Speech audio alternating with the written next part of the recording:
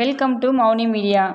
அல்லு அர்ஜுனால திரும்பவும் ஒரு பையன் மூளைச்சாவு அடைஞ்சிட்டதா டாக்டர் சொல்லியிருக்காங்க. இதனால இன்னும் அல்லு அர்ஜுனுக்கு சிக்கல் அதிகமாக இருக்கு.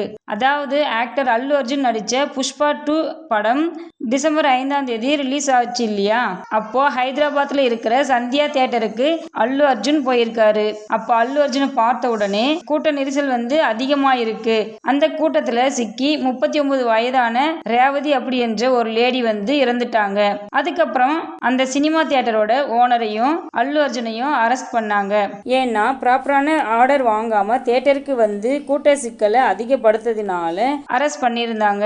அப்புறமா அவரு ஒரே நாள்ல ஜாமீன் வாங்கின்னு வெளியே வந்துட்டாரு. அப்புறம் பாதிக்கப்பட்ட குடும்பத்துக்கு 50 லட்சம் ரூபாய் நஷ்ட ஈடு கொடுத்தாரு. கூட்ட நெரிசல்ல சிக்கி இறந்து போன லேடியுடைய மகனும் கூட்ட நெரிசல்ல சிக்கினதுனால ஹாஸ்பிட்டல்ல சேர்த்திருந்தாங்க.